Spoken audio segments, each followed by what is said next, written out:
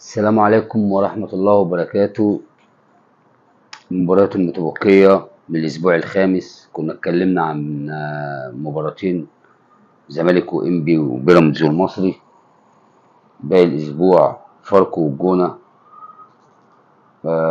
هدف عن طريق أحمد بالحاج، المتألق بشكل كبير مع الجونة،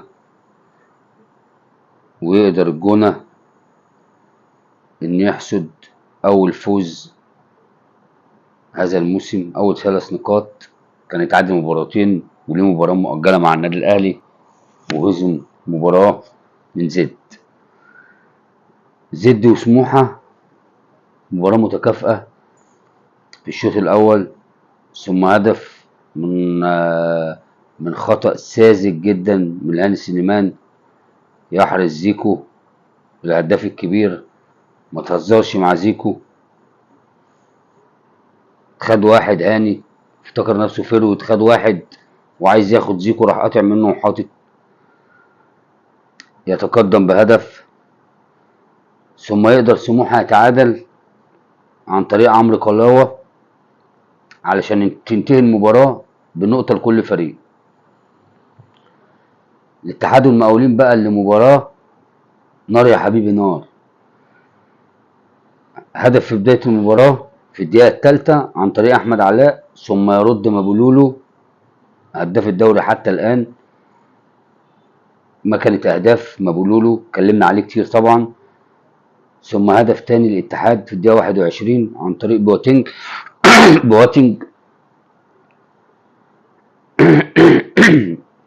ثم هدف تاني عن طريق عرضية عمار تخبط في شبانة وتدخل الهدف التاني، تعادل 2-2.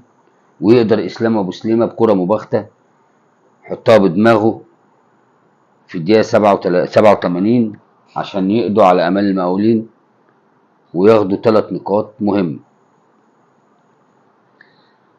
طلائع الجيش وسيراميكا مباراة جميلة جدا يسيطر عليها سيراميكا ويحرز طلائع الجيش. سيراميكا مسيطر وعامل استحواذ ومضيع.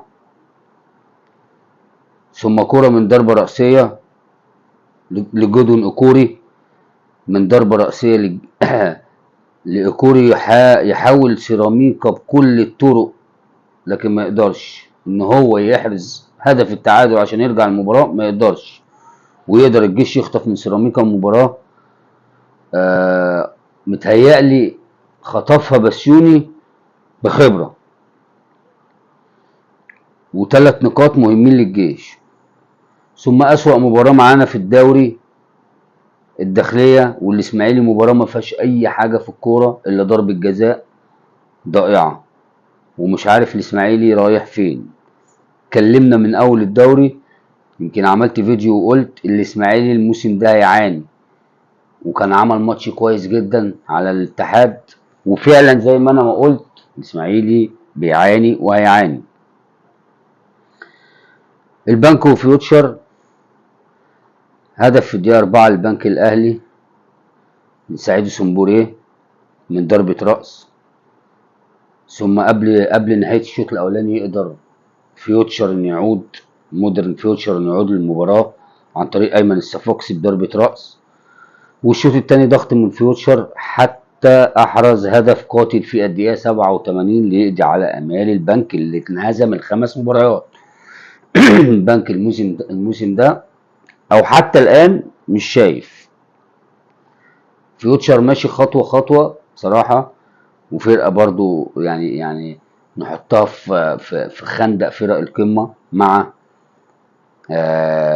أهلي وزمالك وبيراميدز. بقى بيقدر وبيعرف يكسب ازاي. وباقي مباراة كده 8 مباريات، باقي مباراة مؤجلة الأهلي وبلدية المحلة. ونشوف حضراتكم على خير إن شاء الله.